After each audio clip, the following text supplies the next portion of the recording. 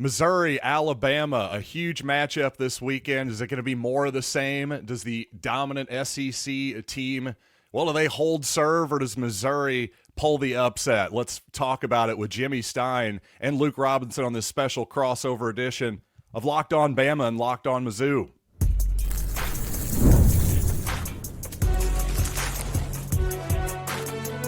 You are Locked On College Crossover, part of the Locked On Podcast Network.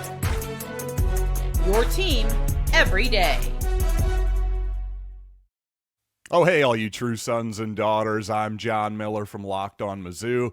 And, of course, this is Jimmy Stein and Luke Robinson of Locked On Bama. We got a little three-way match for you today. Not just a crossover, but some are calling it a Tim Hardaway-esque killer crossover. That's what I'm going with today here on Locked On Bama and Locked On Mizzou. We got predictions. We're going to talk about if Mizzou is for real. Can Alabama tackle Ahmad Hardy? Just a ton to get to in what promises to be a really interesting matchup, in my humble opinion. Before we get started, though, today's episode is brought to you by FanDuel. Right now, new customers can bet just $5, and if your bet wins, you'll get $300 in bonus bets to use across the app. Download the FanDuel app today. Yes, coming to Missouri December 1st. That's the big news there. But you know what, guys, let's talk about this football game. And all week, my listeners know this has been kind of my premise.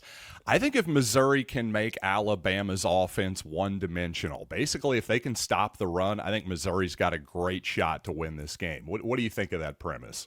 I'll go first. I don't think you're correct at all. Okay. I think if you want to try and make us one-dimensional, you better try and make us run, because our best players are our wide receivers and our quarterback. I mean, I love Jam Miller. I do, and I've said he's the heart and soul of this team. I'm pleasantly surprised how much he means to this team. Pleasantly. That said, he is not Najee Harris or TJ Yeldon or Derrick Henry or Trent Richardson or Mark Ingram or Eddie Lacy or any of the litany of awesome running backs Alabama's had. I'd go so far as to say he's maybe maybe a poor man's Brian Robinson. I mean, he may be Brian Robinson level, and I think Jam Miller can play in the pros for sure, and Brian Robinson is doing that very well. But I don't think the running game is Alabama's strength. I mean, I think all the stats back that up. Sure. And that's why, ultimately, spoiler alert, I'll pick Alabama to win this game, because I think Missouri's weakness is probably the secondary and Alabama's strength is the passing game. And Ty Simpson's playing as well as any quarterback in the country. And when you look at Alabama, I mean, I don't know that there are many duos or trios as good as Jeremy Bernard, Ryan Williams, and Isaiah Horton. So I'll just say this. I love the pushback and disagreement immediately. We're off to a great start. But the reason I say that is because I'm kind of assuming this is more respect to Ryan Williams and Ty Simpson. I assume that Bama is going to be able to pass the ball fairly effectively against Missouri. The reason why I say they need to make them one-dimensional is because then that'll get Bama into some 3rd and 8s, some 3rd and 10s. And I've seen what Alabama looks like when they're one-dimensional. We saw that week 1 in Tallahassee, and it didn't look that great. So my thing is Missouri's defense, its run defense has been such a strength so far. I think if they can keep that up, that's why I think making Bama one-dimensional, that's where I'm thinking there. And what I wasn't saying, I'm not saying that Missouri needs to totally commit to the run. I think they have enough, especially with Josiah Trotter, that front 6, that front 7. I think they have enough that they can play that defense without committing to it. But, Jimmy, what are your feelings on this whole kerfuffle that Luke and I just got into? Just how wrong is John? Just how stupid am I? Let me know, Jimmy. Well, you got to take away something. You can't just let Alabama do what they want. Obviously, you got to, one thing that I think is really interesting, you just kind of halfway mentioned in what you just said, John, about the three. Missouri's defense and Alabama's defense are extremely similar because it comes from the same tree. Corey Batoon has spent a lot of time with Kane Womack, and the defenses look similar. This is kind of what you practice against, and I think that's interesting. It's sort of like, hey, this is what Alabama's offense goes against every day. This is what Missouri's offense goes against every day. The look of the alignments and the personnel packages are very similar. But in terms of how Alabama plans to attack Missouri, Luke's right in the sense that Ty Simpson and the wide receivers are the strength of the offense. If that's not working for Alabama, Alabama's in trouble, because I don't think Alabama's got a run game yet, or if they will at all in 2025, that you can beat a quality SEC opponent with the run game. The run game has to be complementary to what they're doing in the pass game, because that's where the strength is. It's Ty Simpson's arm. It's that deep wide receiver core. I do think Missouri's strength is against the run with Trotter in the middle.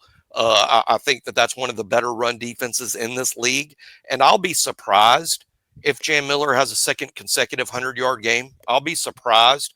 I'll also be surprised if Ty Simpson doesn't have a nice day against Missouri. And the question will it be enough? But it really is, as much as these teams are similar on defense, John, they're different on offense. They do it two different ways. Alabama, it's going to be through the air.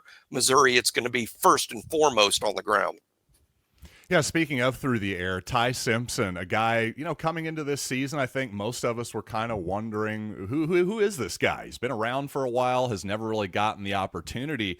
I mean, he's exceeded all of my expectations for sure. I think he's been really good. I think everybody agrees with that.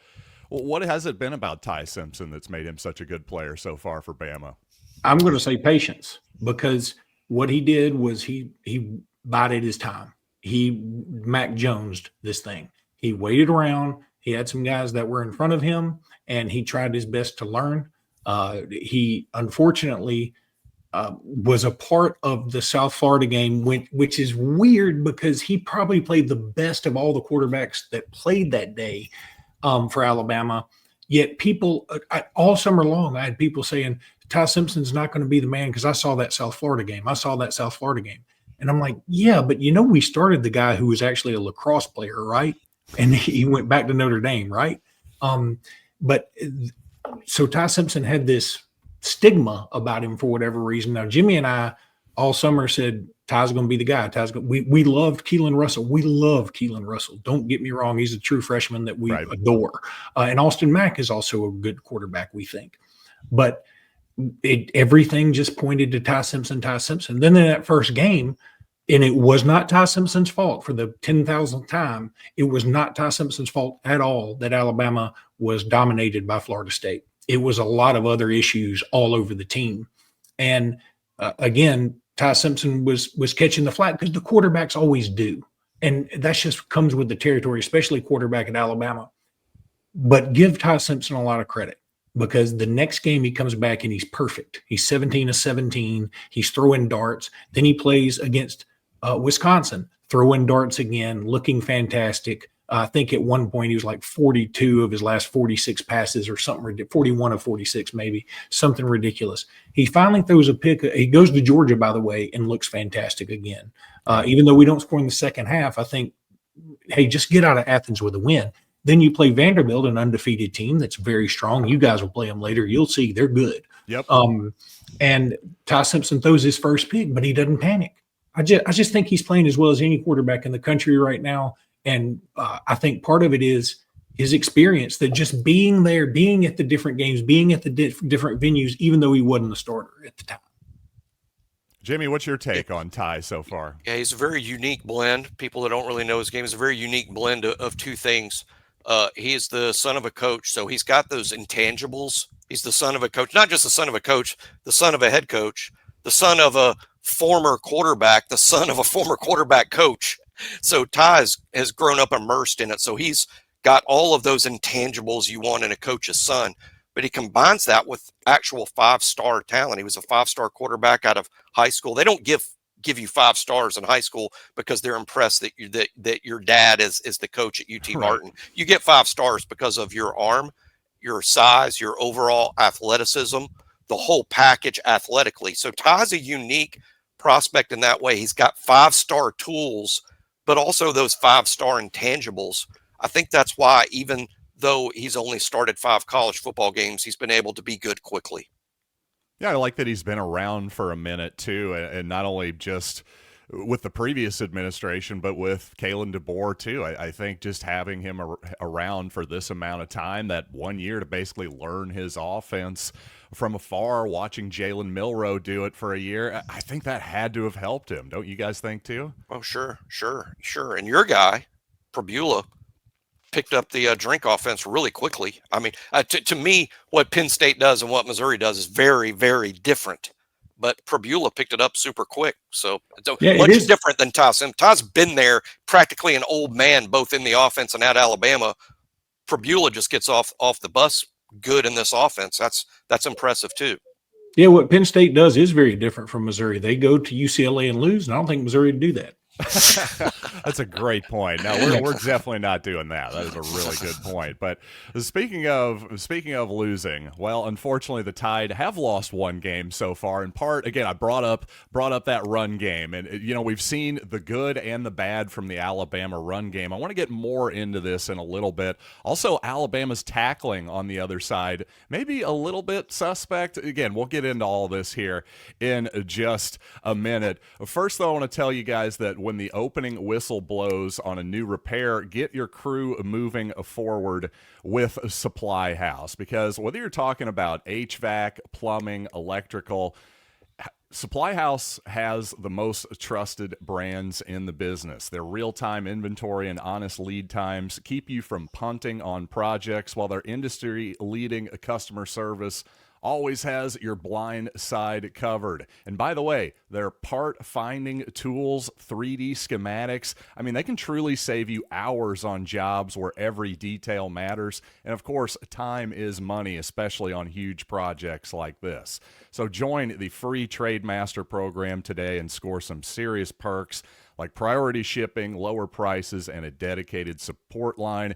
Visit SupplyHouse.com to sign up for free and use promo code SHCollege5 for 5% off your first order. That's SupplyHouse.com. Real people, real service. And also FanDuel. Yes, the NFL season is here, and FanDuel's got an incredible offer for you. Right now, pick a bet, put down $5, and if it hits, you'll unlock $300 in bonus bets to use across the app. And really, my favorite thing about FanDuel, just the absolute bevy of options. I mean, you can bet on Missouri right now, for example, to win the SEC, or Alabama for that matter. You can bet on them to win the SEC title, the national title. Will they make the playoff? There's a million different angles for it. So what are you waiting for? Visit FanDuel.com to download the app today and get started. So, guys, let's talk about Jam Miller in this Alabama running game. I mean, as usual, hey, we all saw Caden Proctor take that screen pass and stuff. I mean, it's still your usual massive Alabama offensive line. But what has held this Alabama running game back at times, at least especially in the first game, let's say? Is it as simple as Jam Miller just not being there and being injured early in the season? I think that's part of it. Jam's the best running back at Alabama right now by far. I think they got a couple of young guys that might be a year or two away. But today, Jam Miller's the best running back in Alabama's running back room by far. But Alabama's running game has been a bit of an issue. I think people will be shocked to learn that when Jam Miller rushed for 130 yards last week against Vanderbilt, he was the first Alabama running back to rush for over 100 yards in an SEC game since 2023.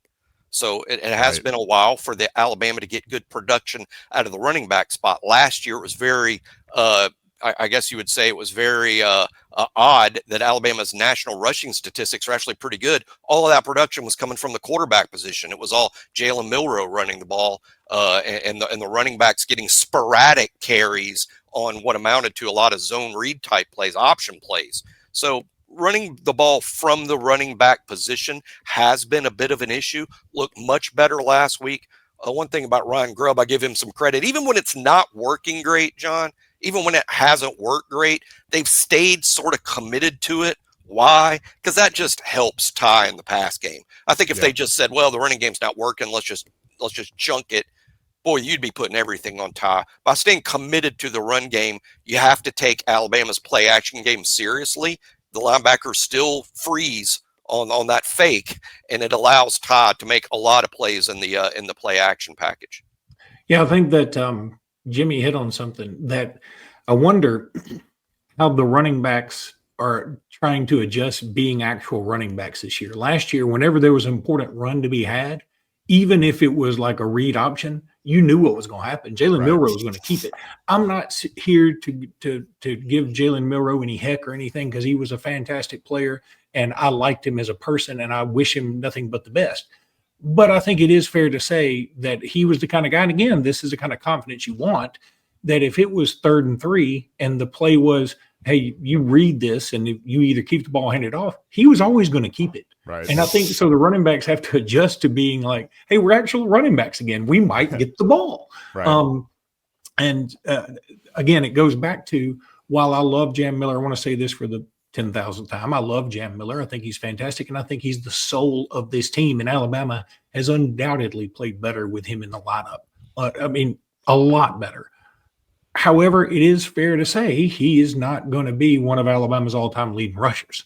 So I think somebody like an A.K. Deere is probably more explosive, but he doesn't pick up the blitzes as well. He doesn't know the offense as well. Jam Miller knows all that stuff, and that can't be understated. He's a good player, but he's a day 3 type. And I don't mean that as an insult. I'm meaning it partly as a compliment. I think he's an NFL back, but he's probably a day 3 type guy. Missouri's got, in my opinion, one day 1 guy slam dunk, and I think Jamal Roberts might even be a day 2 guy type.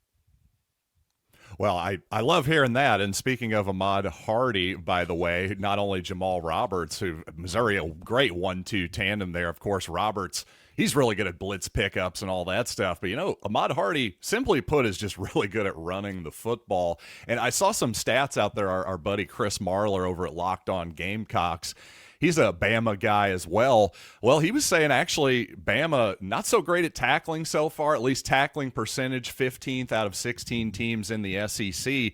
Obviously, Justin Jefferson's a notable exception to that. He's just a tackling machine.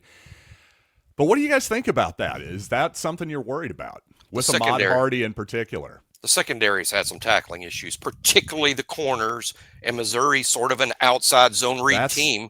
There it is. They're going to pound the perimeter. Yeah. That's where Alabama's had tackling issues, the perimeter. I think inside they've been pretty good. The defensive line, they got a great nose guard, Tim Keenan. For Missouri fans who don't know Alabama's personnel really well, Tim Keenan, a 300-pound plus nose guard, a good anchor against the run. The inside linebackers are good players. They're not awesome. They're good. Justin Jefferson, reigning co-SEC Defensive Player of the Week. Deontay Lawson, a 5-year starter at inside linebacker for Alabama. He's been on the field a ton, fought through a lot of injuries in his career. But Alabama's pretty decent inside there. But on the perimeter, there are significant questions about Alabama's ability to defend the run. Watch for Justin Jefferson in this game to get some snaps at Husky, which is Alabama's nickelback, the 5th defensive back.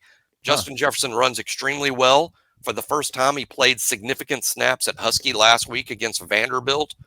Result, SEC Defensive Player of the Week. I think for this Missouri matchup that puts one more run defender on one of the perimeters. So I think that's something you should look for. I don't know that it's going to happen on 60 snaps, but it may happen on 20 or 30 snaps. That's the other thing that really bothers me. I think Jimmy touched on it, that it's not so much the interior, it is the corners. And if you look at the Georgia game, and Georgia's got they don't have Ahmad Hardy, but they got Ahmad Hardy kind of dudes at running back. I mean, like big, bulky, strong, they hard to bring down, thighs like Publix chicken fingers. I mean, they just really big.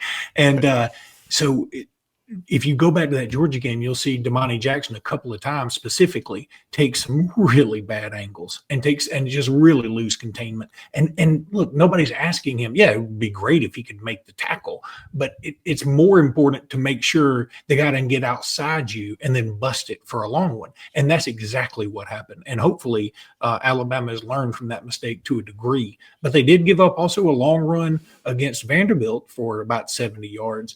And I think Jimmy would be the first one to tell you, I didn't realize this until Jimmy told me this, that, in that game against Vandy, there were a lot of people saying, hey, man, we got to do something different. We got to do something different because they're just killing us in the run game, even though it was early. And Jimmy pointed this out, that particular play, we tried something different. It didn't work very well. That was the first snap. It was the first snap they put Jefferson and Husky. The very first snap they tried it. Vanderbilt runs 70 yards for a touchdown. But they stuck with it, and over the course of the game, it worked really well. But Kane Womack's been a little more in year 2 under Kane Womack. He's been a little more willing to adjust personnel packages. I mean, last year, Alabama was sort of in that 3-3-5 and on every snap all year. This year, sometimes there's 4 defensive linemen. Sometimes there's 4 linebackers. Sometimes there's 6 DBs. Alabama's really mixing it up this year on defense. You hardly saw that at all in 2024.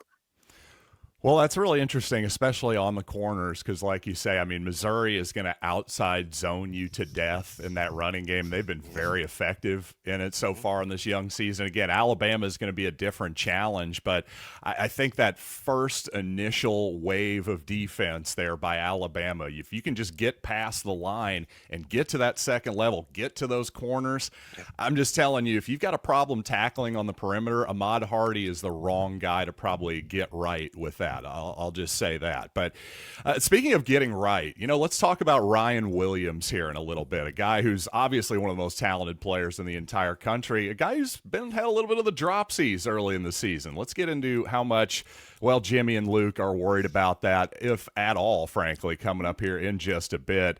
First, though, we got to talk about Mazda, who crafts cars for those who do more than simply move. And Mazda delivers confidence with every ride, with more IIHS Top Safety Pick Plus awards than anyone else. And you can make everyday drives feel like anything but, from smooth handling to intuitive controls. With all-wheel drive standard in every crossover SUV, you can drive with confidence through almost any season. And like our players, we sweat every detail, because when you make every move count, impossible becomes irrelevant. It is Mazda. Move and be moved.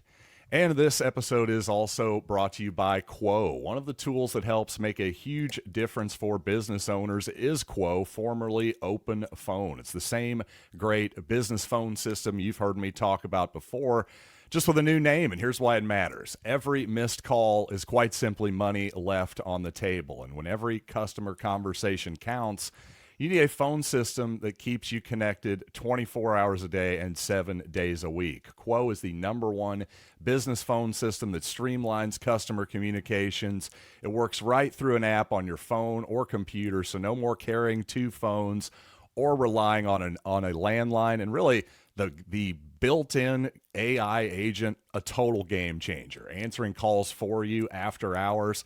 This thing's going to easily pay for itself and then some. So see why more than 90,000 businesses trust Quo, formerly Open Phone. Get started free and get 20% off your first 6 minutes at quo.com/lockedoncollege. That's QUO.com/lockedoncollege. And if you've got existing numbers with another service, well, Quo will port them over for you at no extra charge. It's Quo. No missed calls and no missed customers. And I don't want to miss Jimmy and Luke. Let's bring them back in right now and talk about Ryan Williams, because I got to say the dropsy has been a little bit surprising. I don't want to make too much of it, though. So you guys tell me, is this something we should actually worry about, or maybe just kind of a bad stretch there for Ryan? Yeah, I'll say that it is worrisome. Okay. I will also say, unashamedly, Jimmy and I run Locked On Bama, which we have no problem saying is a Ryan Williams podcast.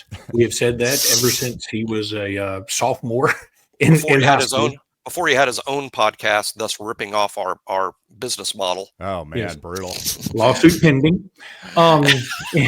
Anyway, he's the drop against Wisconsin was like, And for those who don't know, he already had 2 touchdowns in that game and had some incredible moves, some ankle-breaking moments. And then we were like, Ryan Williams is back. And then he dropped the pass that would have given him a 3rd touchdown in that game, which was the easiest catch all day. And then against Georgia, he drops one that I think everybody has seen. It was a beautiful deep ball by Ty Simpson, which is the one thing that we were like, can Ty Simpson throw the deep ball? Because he didn't do it well against FSU. Hadn't really done it since, even though he had some long passes. He was mostly the receiver making the play. But that was a loaf of bread coming in from the second floor, and Ryan Williams just fumbled it. I mean, it was just a nasty drop. Thankfully, Georgia had a true freshman that did the same thing later on. But and then he had a kind of a drop against Vanderbilt late in the game that didn't really matter. But if you're a Ryan Williams podcast, you notice this and you go, why is this happening? And I don't know, but it is interesting that yesterday Kalen DeBoer went out of his way to tell folks, there was video out there that all the receivers are also doing different things, like catching rugby balls and catching tennis balls, I don't know how that helps. I don't know the psychology behind it, but maybe something like that is exactly what Ryan Williams needs, because against this Missouri team on the road at 11 o'clock in the morning against a raucous crowd in the all black, we don't need Ryan Williams dropping passes.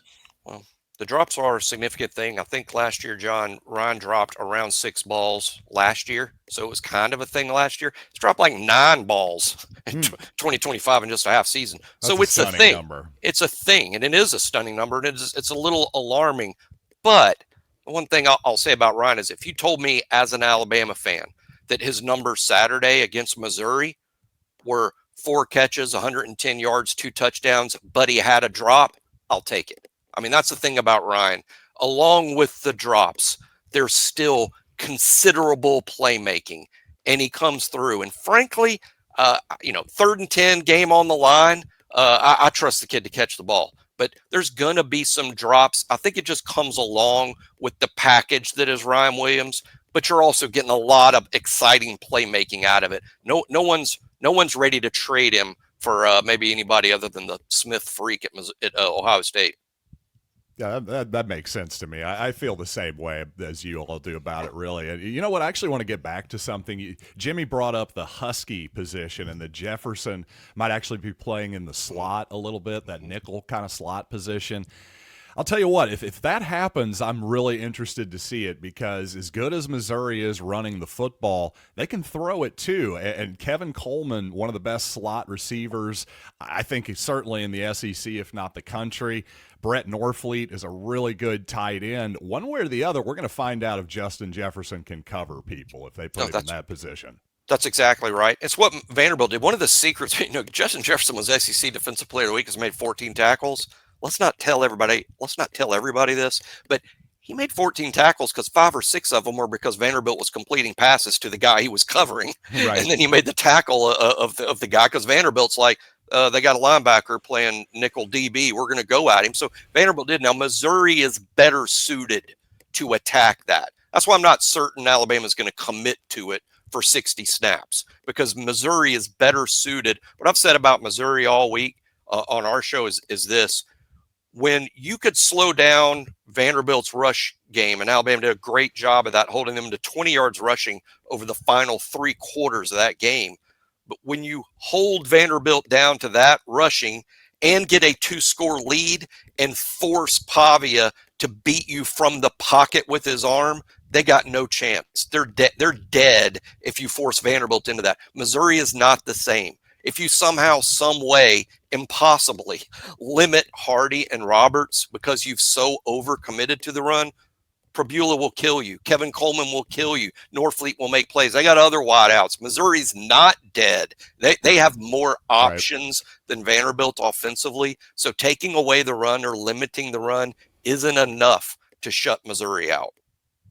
So, Jimmy, it sounds like you think this Missouri team is pretty for real then. I just kind of wanted to ask you guys in general, what do you think of this Tiger squad? Do you think that they're legitimately a top 10, top 15 type of team? Very good. I think they're a very good team. I think they're capable of being a playoff team. I like how they can beat you numerous ways on offense, and the defense has really shown up. Now, the question is, they've done it against the 109th schedule. Right. You got to play better teams. I would just say the schedule is pretty good. Like most teams in the SEC, I would say this, not a shot at Missouri. I'd say this about virtually every team in the SEC. If you want to make the playoff, you got to win at least 2 road games. In addition to what you're doing at home, you got to win 2 SEC road games. That's very difficult for anyone in this league. And I think the grand story of Missouri this year will be, okay, did they win a big SEC game or 2 on the road?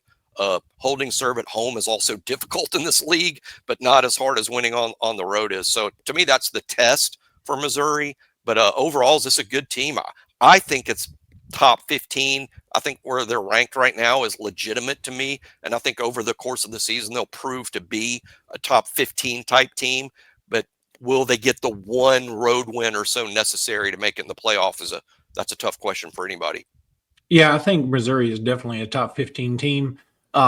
If you didn't want to put them in the top 15, I get it, because I'm a big, hey, who'd you play kind of guy. That's why I really hated that SMU and Indiana making the playoffs last year. And I hope that Penn State doesn't make it this year unless they win the Big Ten, because you have a loss like UCLA, you shouldn't get in. I don't care how many teams are in this thing. Right. So I think Missouri, it is fair to criticize the schedule. But now the one thing is Kansas is a rival, so I don't mind they're doing that. I would like to see Missouri step it up a little bit more in the non-con, but it's probably not the easiest thing until Missouri proves themselves more. They probably won't get a huge name, but to prove yourself more, you have to beat a huge name. So it is sort of a catch-22. But I'll say this, if you don't believe in Missouri right now, Missouri's going to have plenty of opportunities, win, lose, or draw against Alabama, to prove that they do belong. They've got some other difficult games coming up, and I think that Missouri is definitely a capable and potential college football playoff team. All right, let's get out of here with some quick predictions then. Jimmy, Luke, you got Bama winning, I assume. What do you think it's going to look like? Yeah, spoiler alert, for our pod tomorrow, we actually put our predictions in, but I'll go ahead and give mine today with maybe less explanation. I'm saying Alabama 38-35. I think this is going to be, I know. That's a lot of points. I know. Man. But I did go so far as to say that I think Missouri scores late to make it a one-score game, and then Alabama holds on. I'm getting mighty specific. Specific. I think I even predicted I will have slight indigestion from a stadium dog in the third quarter. I've really gotten into the weeds here. But, I think Alabama, in the end, when all things remain equal, I like to go with the team that has better players. I think overall Alabama's got the better players. I think Ahmad Hardy is ridiculously good. I'm glad you brought up Kevin Coleman. I loved that guy in the recruiting times. Alabama was going after him. I was like, that's who I want. That's Jalen Waddle 2.0. That's who I want. And it hadn't worked out, and he's transferred a gazillion times, but he's still good. And Bro Perbula is, though it sounds like a star from Battlestar Galactica that maybe they would visit or something. Bo Perbula, the Perbula Galaxy. Yeah. Let me say this, boy. You think Penn State wishes they had that dude? Kinda. Maybe might be a little buyer's remorse there. Jimmy, what are you thinking about this game? I do think it's going to be tight. I think the exciting thing for fans of both teams is I think this will be a great showcase for both teams' Heisman candidates. I think Ty Simpson goes over 300 yards and continues his candidacy. Ahmad Hardy, well over 100 yards against a good SEC defense, continues his Heisman candidacy. I think both Ahmad Hardy and Ty Simpson have big days. I think it's a close game. I think in the end it may even come down to field goals. I like Alabama 27-24. In a game that could really go. There's a 3-point line here. I mean, those games can go either way. But I like Alabama in a close game, but it could come down to field goals. Yeah, this is, it's a huge game for both teams. I almost think you could argue it's even a bigger game for Alabama than Missouri simply because they already have that one loss. And if you lose one more, then the margin for error for the playoff is basically gone at that point. So there's no way that this is a trap game for Alabama or a game that they're looking past or anything like that. I just think this is a different kind of Missouri team. I think, like you guys, I think this is going to be a competitive football game. I don't think it's going to be as high scoring as Luke thinks it's going to be. I think it's more like in the 20s, probably like what Jimmy says. But yeah, you know what? It just seems like this is the time for Missouri to win, quite simply. I think I'm going to predict that Ty Simpson, there we go, the Alabama quarterback. I'm going to predict that Ty throws for about 300 too, but I think Jam Miller maybe only rushes for 50 yards, and Missouri is able to stifle that Bama attack enough that they get a win. Ahmad Hardy gets on the perimeter enough, maybe rushes for 130 or so. I think Missouri pulls it out. I don't know. Call me a homer if you want, but really what I'm feeling, I just think this game's a toss-up. I think it's a really interesting matchup, a lot of different pushes and pulls as far as, well, what if they play Jefferson here, and will Missouri put in an extra tight end? Will they play an extra receiver, an extra tight? I think it's going to be a fascinating matchup on a million different levels, and you know what? Thank you guys for joining me. It's been a blast, and also, if you want, thanks for making this your first listen, as always, of course, and And by the way, for your second listen, check out our buddy Chris Gordy over on Locked On SEC. Of course, Jimmy, Luke, and I are on the squad on Thursdays quite frequently. We're doing these Sunday reaction shows as well. So definitely follow Locked On SEC for all of your SEC news. So for Luke Robinson, for Jimmy Stein, I'm John Miller, and this has been a crossover edition of Locked On Bama and Locked On Mizzou.